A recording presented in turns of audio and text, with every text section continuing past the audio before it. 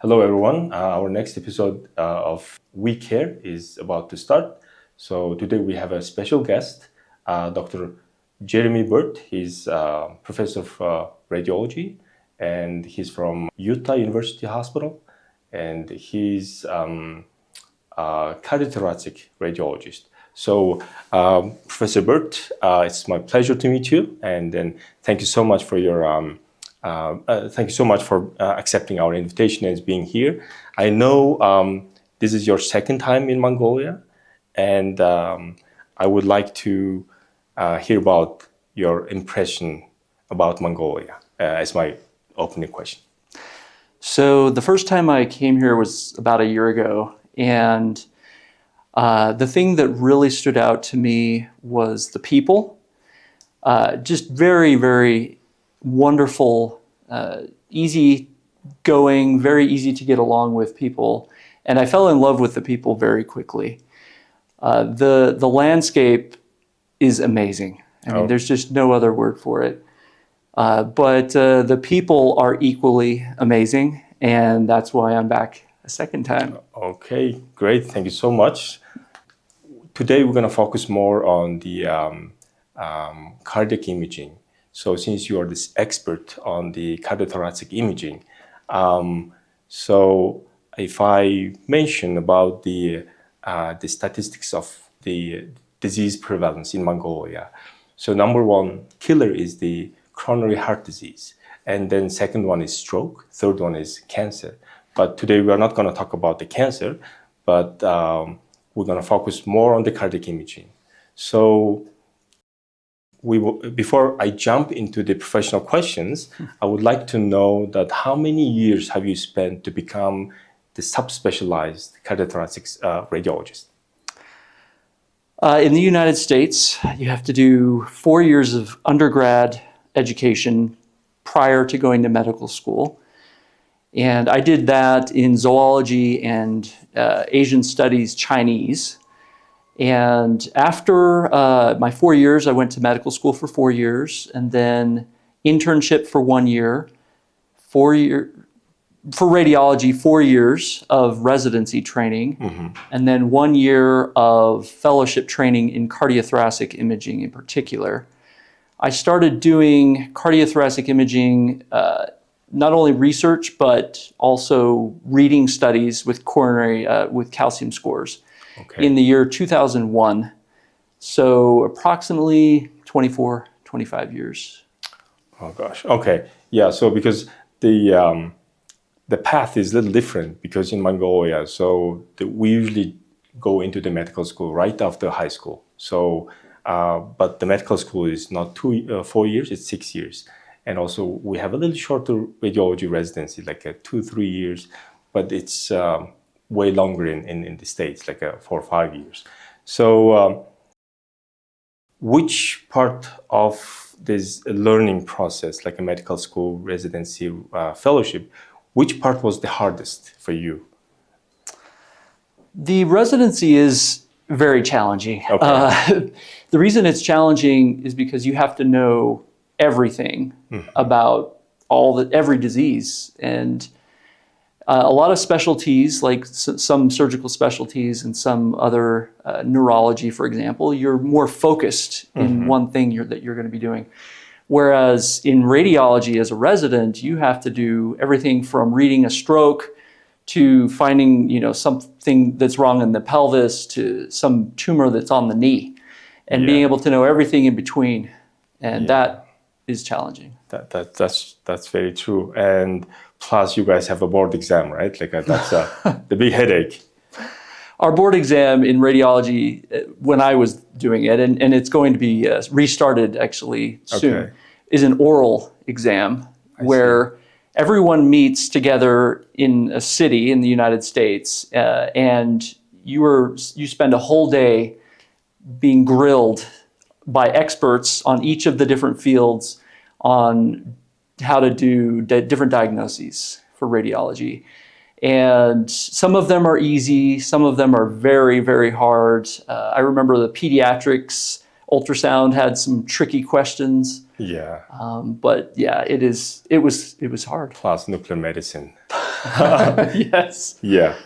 Okay. So again, we are super excited that you're here, and then not just visiting. So, for example, you spend the whole morning at the Shaston Third Hospital, so which is the biggest center of the cardiovascular disease. So they have a they have a cardiac surgery department. So that's a big plus for them.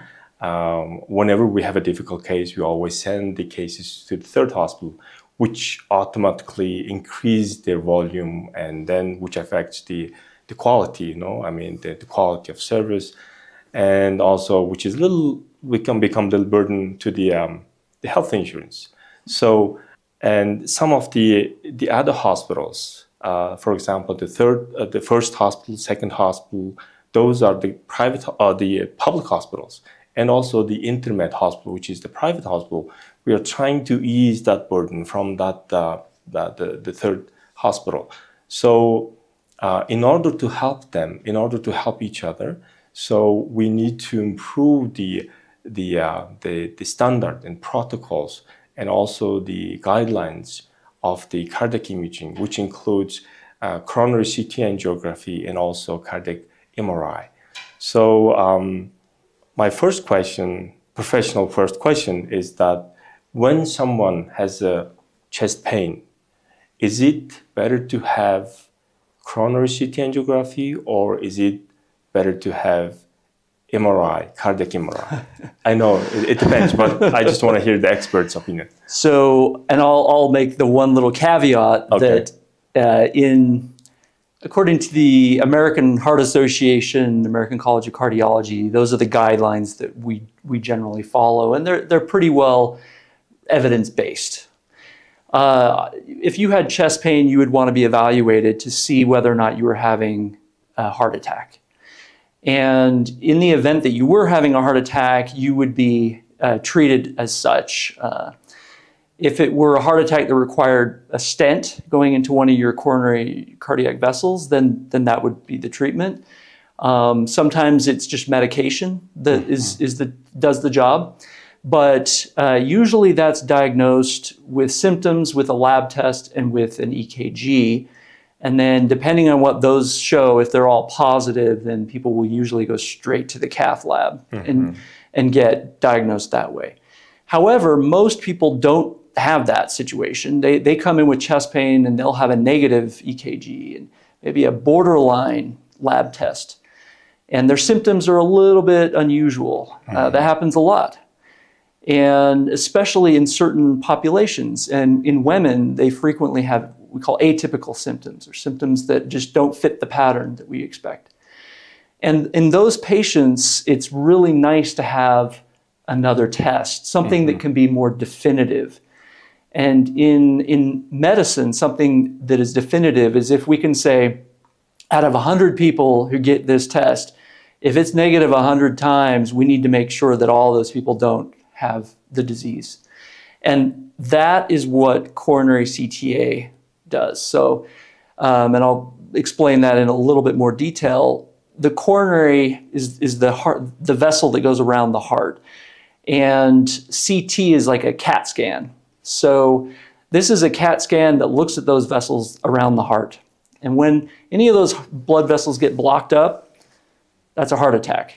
So we're looking with this CAT scan for a heart attack. And if the test is negative, which in most people it is, then you can send them home and know with a really high level of certainty that they are safe, that they're not having a heart attack, and that their heart is doing well. So basically you're saying that someone who has chest pain and went to the ER or to the hospital and get the CTA, coronary CT angiography, which was negative, and basically all the coronary arteries are open, so which has very high accuracy of that patient will not have a coronary, the ischemic heart disease for how long? Is there any number, any years? So in general, the guidelines tell us about 5 years. Okay. So unless you have major lifestyle changes or some kind of major medical issue that changes things in your heart. But for the most part, yeah, you'll be good for 5 years. In Mongolia, so the healthcare access is quite good. So which I mean by that is if someone has a pain or the health issues, if they need a medical service, they can take it the right way. Basically, they go to the one of the biggest private hospitals or go to the district hospital or the government hospital, and they have 24/7 ER departments. But things are a little different in the States because I spent like a few years in the States, and there's a long line or waiting list, and then every patient has to go through the family doctor, right? Like that's a little different. In Mongolia, we do have a family doctors, but not many patients are going through the family doctor.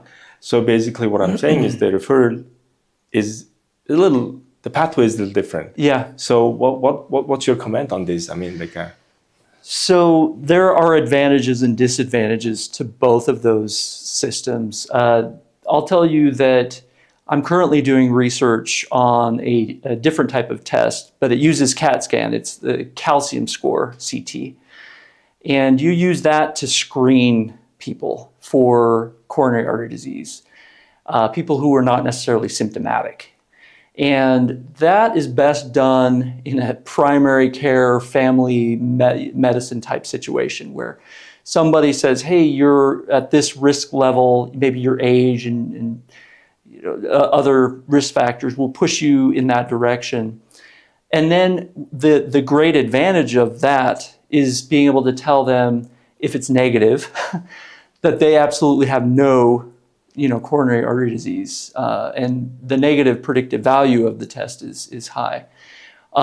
Whereas if they only show up when they're starting to have symptoms, that's not ideal because in general, we want to capture the disease early on, as early as possible, because early on you can really make some major changes to the disease and change the path.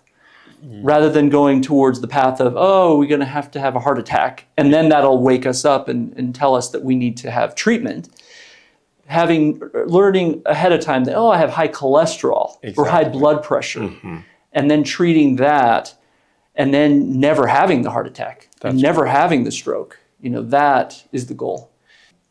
So as an expert in neuroradiology, I'm not a cardiothoracic radiologist, but we deal with the stroke, right? Like which is also the urgent, life-threatening diseases.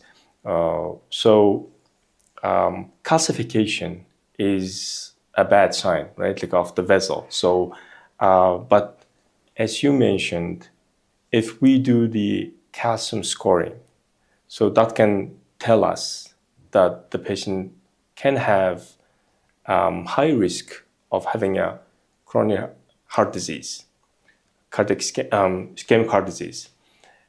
And I'm trying to make the point, which is if someone goes to the screening process, I mean, the health screening, I don't know how common is it in the States, but it's becoming quite popular in Mongolia. Everyone goes to the health screening program, like at least once in a year or something, and which is good. And also sometimes people think it's costly.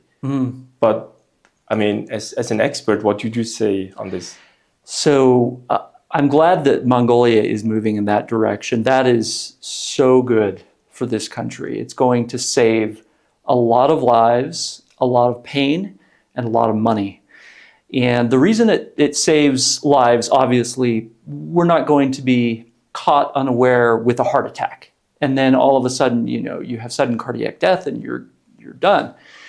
So you avoid that complication. You avoid the complication of all of the financial side of things, because the cost for having to manage or to take care of a heart attack or to take care of a stroke is so much higher than the cost to prevent it. And that's the key right there. So, and as far as comparing and contrasting the United States and Mongolia, the good thing about the United States right now is a lot of the healthcare plans require screening. Oh. And most people have healthcare plans, and they're usually associated with their job. And so the job requires that they have their lipid levels tested or their blood pressure checked. And those are good things. That's good to know. Yeah, that's great. So what would be the golden age? I mean, like, who should have the coronary CT angiography, like So, by guideline or? Yes. So in general, patients, like I said, who are at a certain risk profile, and it really depends. So this is one of those where you can go a lot of different directions, because if they're having stable chest pain, then those patients can definitely have a coronary CT angiogram to see where they are as far as their coronary artery disease. You know they have coronary disease, but you need to know how bad is it or where is it. I see. It doesn't matter the age. Well, if they have known stable chronic chest pain, yes, and most of those patients are going to be over age 50 in general. The other group of patients are the acute patients. So they have, like your example at the beginning, they have chest pain. Yes. And it's not normal for them. No. They don't have chronic chest pain. They just have that acute chest pain, and they go straight to the emergency room. And those are the patients, if the lab tests and the EKG don't show them having a heart attack per se, then those are great patients to go for a coronary CT angiogram. Because if it's negative, very, very good chance that they're completely clean and they're good to go. If someone has, let's say someone has a chest pain and goes to the ER and then had the calcium scoring, only calcium scoring. Only calcium scoring. So then we see a calcification along the coronary artery. So is it, can we stop right there, or we should complete the scan with the contrast and assess the coronary arteries? Yeah, you have to move on to the next level, because you have somewhat opened the door with that calcification that you just described. Yeah. They have something wrong in their coronary artery, and it's calcified, and we need to figure out what level of wrong it is. If it's really wrong, or if it's just a little calcium and we don't really worry too much about it. Okay. So the reason why I asked this question was that some of the health screening package, they only include calcium scoring. Yes, and that's the catch. There is one other category that I didn't talk about. So we talked about the stable chronic chest pain. So the people who have chest pain for a long time, many, many months, years, and we know that there's something wrong with their coronary artery disease. And then there's the acute chest pain patients who go to the emergency room. The third category is the one you're talking about, which is the screening category. Yeah. They don't really fall into either of the other two categories, because the other two categories have chest pain. Yes. But these screening patients shouldn't, they're just like, walking on the street, no chest pain, just everything's going great. But in those patients, we really want to know, in a certain group of those patients, we want to know how high of a risk are you at having chest pain that's going to send you to the emergency room or cause you to have a massive heart attack. And that's what we're doing with that screening group. Okay. So it's so wonderful to hear the experts' opinion on the calcium scoring and also coronary CT angiography, because it's becoming a boom in Mongolia. So every hospital, not every, but like the several hospitals performing this kind of examinations. So which is good, definitely. But what would be the next imaging modality or imaging examination that we can do which is maybe can give us more information about the heart muscle or the heart itself, function itself, than coronary CT angiography? So There are a handful of tests that we can do for cardiac evaluation, for heart evaluation. So from the very bottom of the list, just a chest x-ray to see how big the heart is, right? Yes. And then, you move up that list, maybe an echocardiogram to see how well the heart is beating, pumping. Yeah. And then, but with the echocardiogram, there are parts of the heart that you can't see very well because they're right behind the sternum. Exactly. And so the echo just doesn't cut it for those. So then you start to think, okay, well, I need a test that's a little bit better at looking behind the sternum. And that would, a CT, like we were talking about, a CT coronary angiogram, great test for that. But let's say you really want to evaluate the actual muscle of the heart and see if that muscle is strong and working well. In that situation, really the best test is an MRI. And a cardiac MRI is going to give you a lot of information, not only about what it looks like, but it also tells you how it's working. So it gives you the whole picture. It's pretty much the whole package.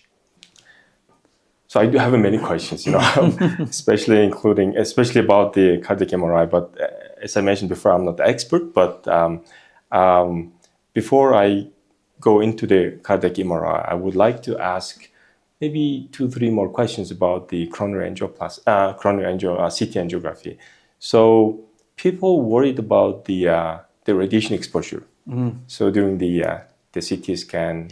So is it that harmful, or how much the people, they usually ask this question, how many times I can get this examination, once a year, twice a year? I mean, because I know some people, they have this exam not every year, but once in a 2 year or something like that. Any comments on this? Yeah, so the way I think about radiation or medicine, giving medications, for example, is that there is a certain degree of risk with any of those things. There's a certain degree of risk of driving on the streets of Ulaanbaatar. So definitely, no matter what, there's going to be a level of risk, and we want to minimize that risk as much as possible. When we're driving on the streets, we make sure our car is running correctly and that we have airbags and seatbelts and things like that, and we know how to drive. It's the same thing for medicine. We want to make sure that everything is done correctly according to guidelines. And with coronary CT angiography, that's exactly what we do. Now, there are ways you can decrease the dose of the amount of radiation that's given for that CT scan.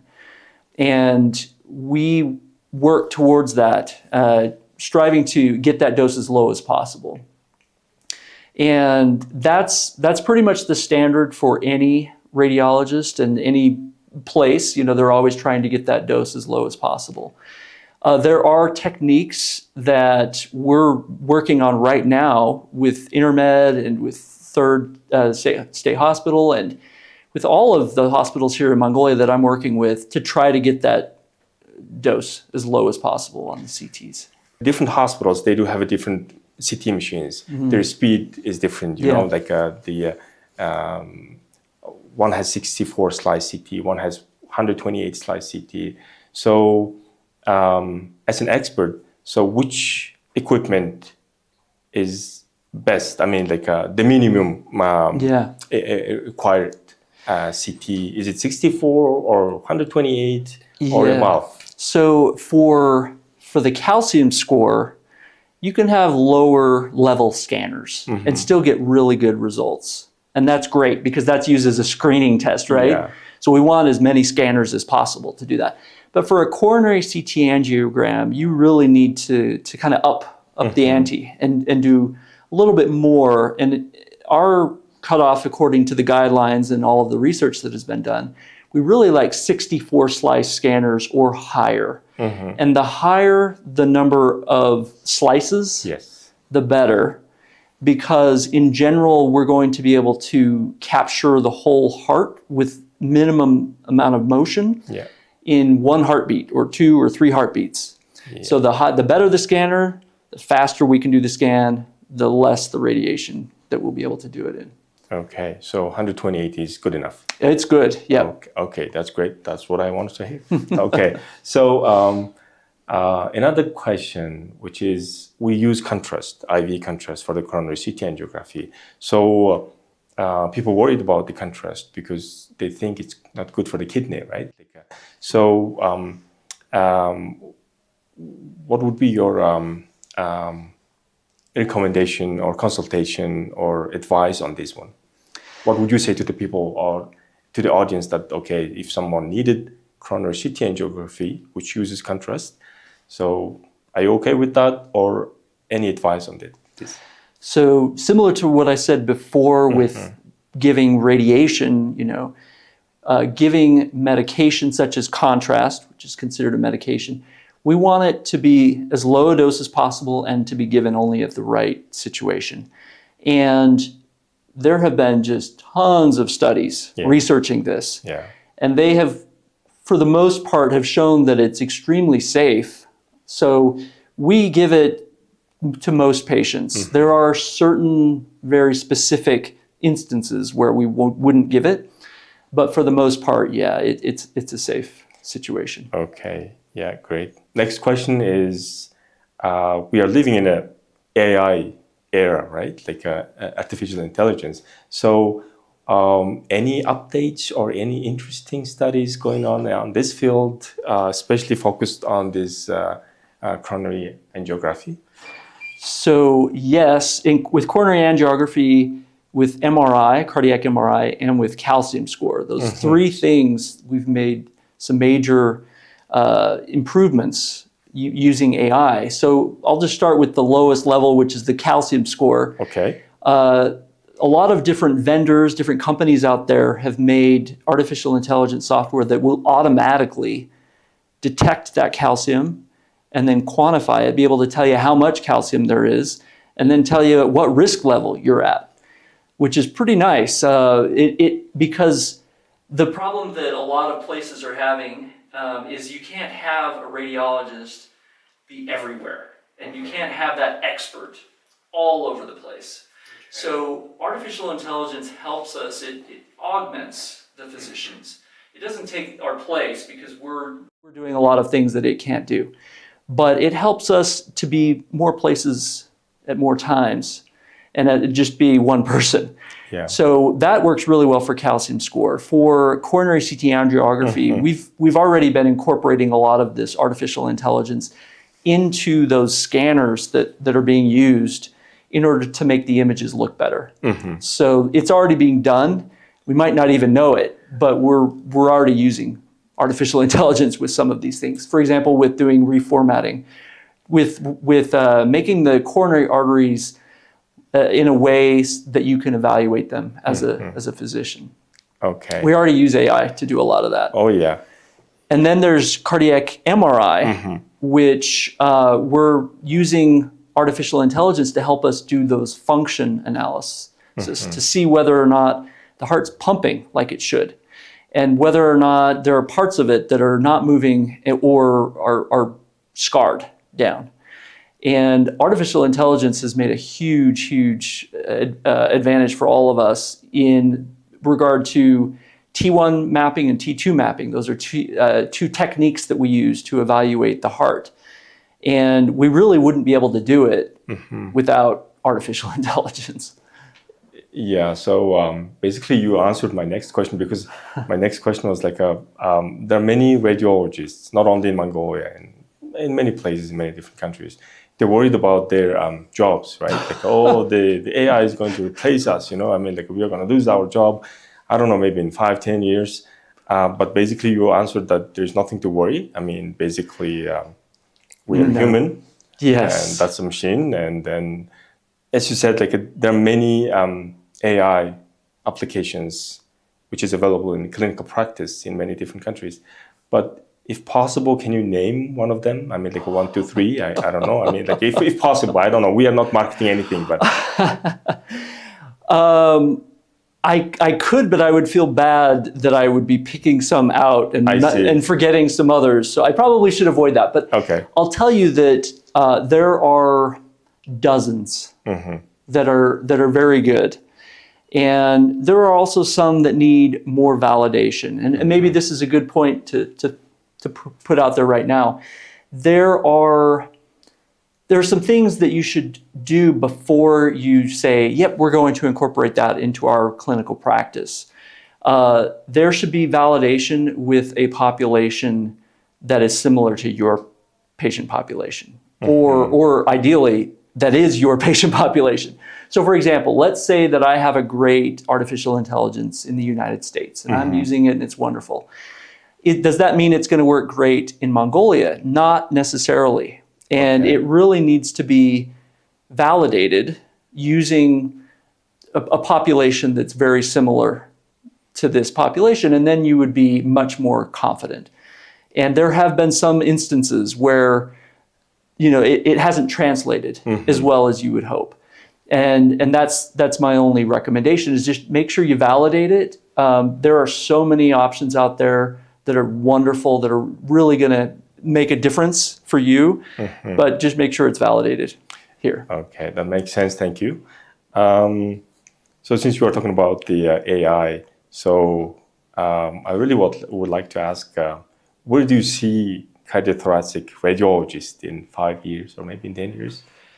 So cardiothoracic radiology is a very time-intensive specialty, because you have to do, not only do you have to look at the images and understand what you're looking at, but there are a lot of quantitative points that you have to include into your interpretation.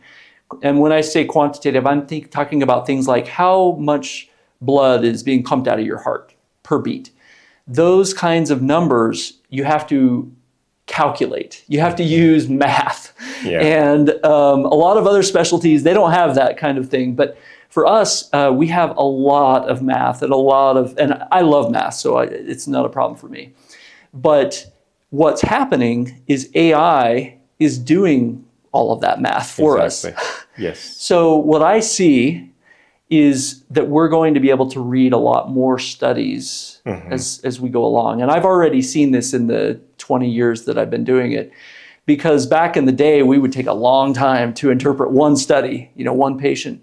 But now we're able to do a lot of patients in that same amount of time, because AI it's kind of like our assistant sitting there by us, helping us along. Exactly. That's a real point. I really like that. Now I'm just curious. I mean, since we do have an expert from Utah, and also who trained in Johns Hopkins, so which is one of the dream hospitals. I mean, I've never been to Johns Hopkins, but I mean, hope one sunny day I'll go there. What is the average volume as a cardiothoracic radiologist per day? I mean, how many CTAs or cardiac MRIs do you report a day? So I hate to say this again, but it depends. It depends on how difficult the studies are. For example, if you're at a center like here in UB City, where you get the most complex cases, right? They're all going to be referred here. Yes. So in that situation, you're going to not be able to read as many, because you're going to be working through some of the more difficult situations. In a relatively straightforward bread and butter type place, you can read a lot.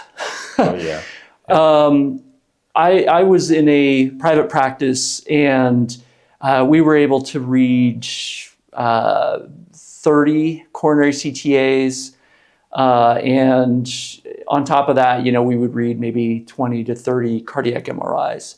Oh gosh. So we did have an assistant right next to us that wasn't artificial intelligence, that was a real person, but now AI. Fellow. Yes, so doing all of the background type stuff. So if you had that situation set up, you could go through quite a few studies pretty quickly.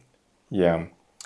And the calcium scores, you can read a lot of those. Those are very fast, because the AI can just give you the number, and then we just interpret everything else on the image that the AI doesn't look at. Yeah. So I remember that I was reading one of the papers, which is about how much time a radiologist should spend on each scan. I mean, if you spend less than 20 minutes on each scan, so there's a higher incidence of making mistakes. So I don't know. I mean, have you? Yeah. So it really comes down to learning yourself, knowing what your limits are and where you should not be going. And it's fairly safe to say that most radiologists know that, and because they've been doing it for a while. And junior radiologists don't read a high volume just because they don't know what their limit is. So I'm not as concerned about that being as a problem. I would be more concerned about their education. You know, did they have the solid training that they needed to be able to make those diagnoses? And, you know, I've met the people here in Mongolia. They're absolutely wonderful and they have very good education. That's a very sensitive and also hot topic in Mongolia, which is education, medical education. We do have a quite long enough years to become a medical doctor, but the residency is too short. And when I was in Canada, so they implemented something called competitive residency. So if someone who is smart enough or quick learner, I don't know, I mean, the training can be like a shorter, it shouldn't be like a 5 years, 4 years. It can be like a 2, 3. But do you think it's possible to make all that, to get all that knowledge and experience and skill within that short time frame to become a radiologist, general radiologist? Here's the problem with trying to cram it into a short period of time.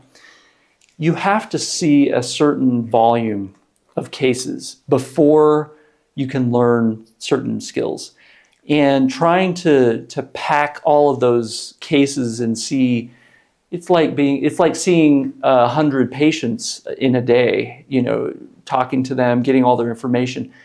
That would be very difficult. And you can't pack that into a short period of time. So unfortunately, there are some things that you can't skip.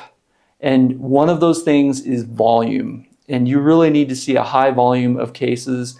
Or a surgeon, for example, needs to do a high volume of surgeries before they get really good at what they're doing.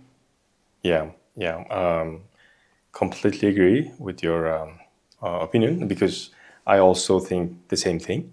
So the volume is number one. And also, sometimes we cannot skip the things, you know, I mean, it comes with time. Since we are talking about education, so I just want to add one thing, which is, I just want to hear your opinion on this thing, which is the subspecialty training, basically the clinical fellowships. So here in Mongolia, we are almost all of us are general radiologists. So we don't have 1 year or 2 years of dedicated clinical diagnostic neuroradiology or thoracic or abdomen, chest, pediatric. So I just want to hear your comment on this, the difference between someone who is fellowship trained and who is not fellowship trained, but spending 5-10 years as a general radiologist. So personally, I think there's a big difference, because one is focused on one certain thing. One is covering all the part of the body from head to toe, you know. I mean, in your opinion, do you think that the hospitals should hire someone who is subspecialized, or just a general radiologist who has 5-10 years of experience? And I want to make it clear that this is definitely my personal opinion. Okay. But I agree that subspecialty training is necessary in order to get subspecialty care. So you can say it like this: general radiologists are great for general care, as subspecialty radiologists are great for subspecialty care. So, for example, if you had a cancer hospital, and you would probably need to have doctors who are trained to do cancer. And if you have a cardiac, coronary artery disease hospital that takes care of patients with heart attacks, you're going to want to have doctors that are trained specifically for that indication. I've worked with many general radiologists who are very, very capable. And the reason they're very capable in certain subspecialty areas is because they've dedicated themselves to doing that training. So in essence, they've done that fellowship training on their own. Throughout maybe they took only certain types of cases and they really focused on them and they read up on that and they went to the conferences about those types of things. So yes, absolutely, general radiologists can become very, very competent in subspecialty areas, but they have to put in the effort.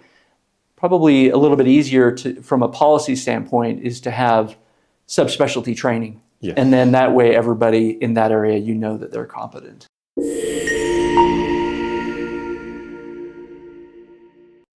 Okay, Dr. Burt. So even though I know that it's your second time in Mongolia, so what positive or improvements have you noticed comparing to your first and second visit? So I was really impressed with the protocol changes that were made between my first and second visits, especially at Intermed Hospital. I went this morning down and spoke with some of the technologists, and the technologists are amazing. And I hope you know what good people you have because they are absolutely amazing technologists. Thank you. But they had incorporated the things that we talked about, and I was so impressed that they had done that, and their imaging quality has already made huge improvements. And that's the kind of thing that I would hope for because I can see a really, really strong trajectory in the right direction where things are going up and up and up. And that's the way things are going here. Thank you. Thank you so much. That was quite encouraging. You know, I mean, I'll pass that to my technologists and they would appreciate that. I think there's maybe a little misunderstanding or misconception. So, which is people think that 3 Tesla MR is good for the cardiac MRI. I mean, but we have a 1.5 Tesla MRI in our hospital. Also, the most of the hospitals in UB, they have 1.5 Tesla MR. So, as an expert, would you prefer 3 Tesla or 1.5 Tesla for cardiac imaging? So for cardiac MRI, it was developed on lower strength magnets. So 1.5 Tesla magnet was really where cardiac MRI was developed and became a strong modality. 3 Tesla is good. You might think, oh, it's a higher number. It should be twice as good because it's twice as high as a 1.5. It's not quite like that. 3 Tesla is good for certain things, but for standard cardiac MRI, 1.5 Tesla is really optimal.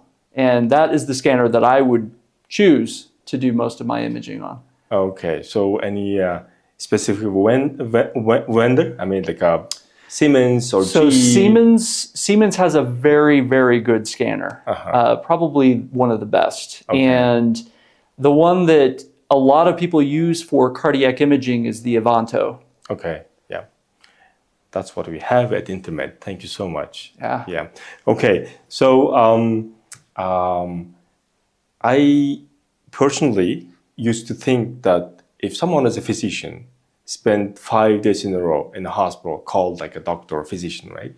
But when I spent some time in the different countries, so the physician's title can be different, like a physician lecturer, physician educator, physician researcher or scientist, even physician leadership, right?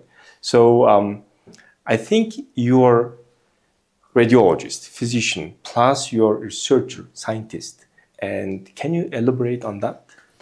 Yeah, so being a physician is a wonderful, wonderful thing. And I love being a physician. But I also want to pass that on to other people. And some physicians might want to lead. They might need to help a hospital take them to the next level. And there might be some people who really, really want to expand the knowledge base and do meaningful research. And I think that that's a critical component of my job as a physician. So I'm a physician, but I'm also a professor, at a university. But I'm also a researcher. I do a lot of research, and I think that the things that I do in research help to make me a better physician. Exactly. And I think the things that research or physician leaders do in their leadership positions and in administration make them a better physician. So all of these things can tie in together, but what's critical is you have to have time to do those components that are non-physician activities. Yeah. You have to be given that time. Being a professor at university is a big responsibility. So I know it, and then becoming a professor, full-time professor, is quite hard work. I would say it takes 15, 20 years of dedicated, non-stop working as a physician, radiologist, doing research and teaching plus, right? Since you're doing all this work, being a radiologist, teaching, doing research, and how do you allocate your time for all these jobs? So part of it is mandated, meaning in my contract. It actually says you will do this much time clinical, which means being a radiologist, and you will do this much time doing research and this much time teaching. So that is mandated in a way. But I also, with the time that I'm given, I arrange it and I organize it to help me achieve my personal goals, my career goals. And some physicians might have the career goal of publishing 100 peer-review articles. That might be their goal. Or another one might be becoming a full professor in 15 years, after they graduate. So you just craft your schedule to make that goal happen. And I think that's what most of us do. I see. Okay. Again, since we are busy working physicians, I forgot about the family. So how much time do you spend to your family? I spend a lot of time with my family. Okay, that sounds great. But you do have to have that balance. Yeah. It's critical. In order to be a good physician, you need to also be a good family member, whether that be a son, father, husband, whatever. You really have to have that balance. It's critical. Yeah, because I've seen physicians, especially radiologists. I mean, not only radiology field. I mean, a surgery, ICU, ER. There are many physicians, they burn out because of the volume, because of the responsibility. It's hard work. Because I heard there is a physician resilience program at MGH when I was there doing an observership. So then I thought, now I'm back to Mongolia and then I have a position. So then I'm thinking it's not only about the job, right? So in order to be effective or productive, so our staff should be happy and also well educated, well trained, and well rested. So then, does Utah University has this kind of program, or have you seen this kind of programs in different countries, in different universities? Most universities every university I've been to has a program like that. Okay. And the University of Utah has a strong program that is really centered on wellness for all of their employees, physicians, nurses, technologists, everyone. So it's really, really important. I think that in the past, maybe 20, 30 years ago, we didn't quite give it enough attention. But now I think we realize that you are a much more effective, productive, efficient physician if you're well-balanced. And that is a critical point. And maintaining self-care is a really important component of that. And hopefully that's something that you're also incorporating into your program. Okay, yeah.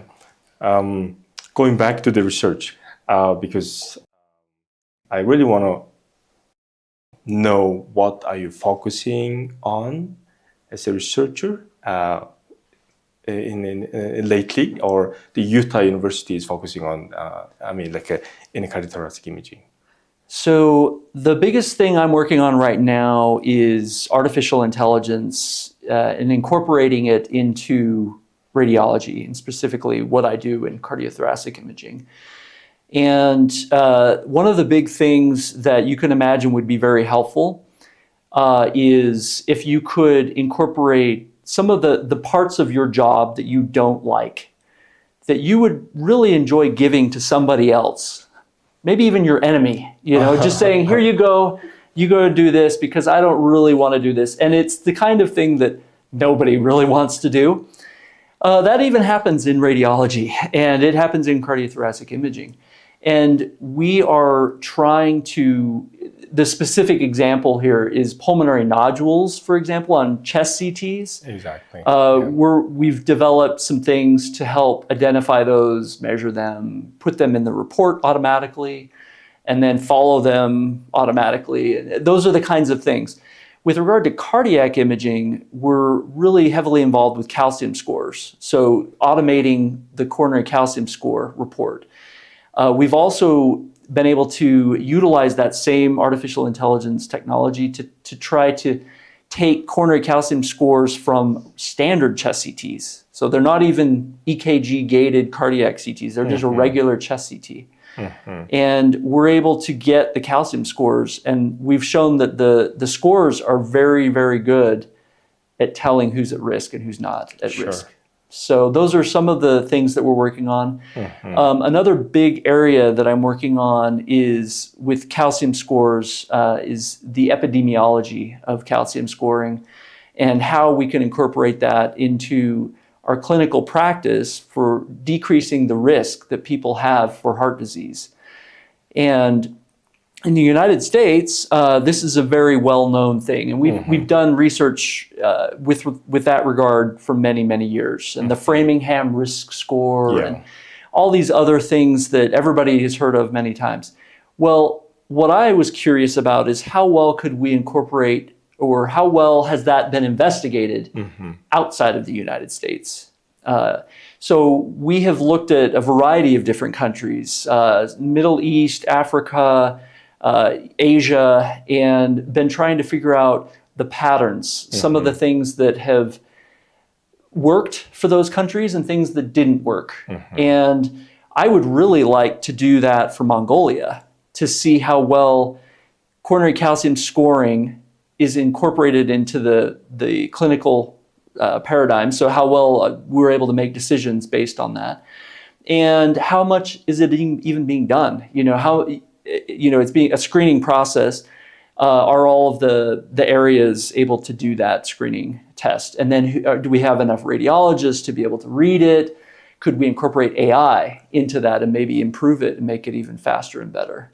So I think what we're going to do next, the next step, would be to collaborate formally on a research level with the University of Utah and Intermed Hospital and try to evaluate what is the status right now of coronary calcium scoring here in Mongolia, and could we incorporate maybe some artificial intelligence to make it better and faster and easier, and how will it change the health for people here in Mongolia, because coronary artery disease is the number one killer. It is. So we might be able to make a big difference here. Yeah, so maybe that's something that you want to see for your next visit. Oh, absolutely. I would. I've done A. A was my first visit. B was my second visit. Yeah.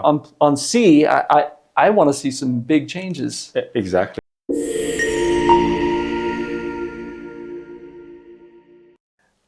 the University of Utah is the big teaching hospital and university. Again, one of our cooperation is that sending our junior radiologists to Utah and as a research fellow. So I really appreciate on that opportunity given to us, and she's going to focus on the cardiothoracic imaging. So she will learn daily the reports, how to report the cardiothoracic imaging, and also plus she's going to do some research, right? So it's a big opportunity for us, and then everyone is happy, and then she's going to she's willing to visit and spend some time. I don't know. I think it's a 6 months. Yeah, 6 months. Yeah, it's. I would say it's a good start, and thank you so much for the opportunity. Oh, absolutely! It's my pleasure. Dr. Emnэлгийн is an amazing radiologist. I think she will become an even more amazing radiologist after she finishes her research fellowship. We want to give her the foundation for some of these techniques and the protocoling and reading the reports, and also a mindset for how to help decrease the number of coronary artery disease patients by preventing it in the first place. And I think she's really going to be a great addition to our hospital as well. Okay, thank you. So I'm also thinking that I'm also expecting that she's when she's coming back, I'm expecting at least 1 or 2 publications. Yes. I'm not pushing hard, but no, she'll be on. She's already on 3 abstracts. Oh, really? Okay, yes, that's great. For RSNA. Oh, that's awesome. She might not know that, but she. Okay, that's great. No, she knows. Yeah, thank you so much for that opportunity. I'm happy with that. It's hard to send everyone to Utah, right? To abroad, to learn everything, and that's why you're here. I mean, it's good for both radiologists and also technologists. They are getting an on-site training from the expert, and so as you mentioned before, University of Utah and also Intermed Hospital we are collaborating, and also we can do many research here at Intermed or in Mongolia, so including other hospitals. It doesn't matter private or public. So that would be very beneficial to the population, right? As someone who has a high risk of the coronary disease. So since you're my special guest today, so I would like to. I'm not getting a promise from you, but I just want to get a comment on this. Yeah, I think that it is greatly beneficial to collaborate. One person, one stick can be broken fairly easily, but if you get a bunch of sticks, it's very hard to break. And we can be much stronger together, working together, and we can achieve our common goals by working together in trying to decrease the number of people with coronary artery disease. And I think that that's research that's worth doing here in Mongolia. And me as a researcher at the University of Utah is very willing to take part in that research. Okay, that's wonderful. Thank you so much for your visit, and also I really appreciate your time, and especially for the podcast. And I think our audience has enjoyed your valuable advices, and also the information that anyone can benefit when they hear our podcast. And then we are expecting your next visit. And I am thinking that I might invite you as a second time in our podcast once you're here in the third time. That's a great idea. Okay. It's a pleasure. Okay. Thank you so much for having me. Thank you so much for your time. Thanks. Absolutely.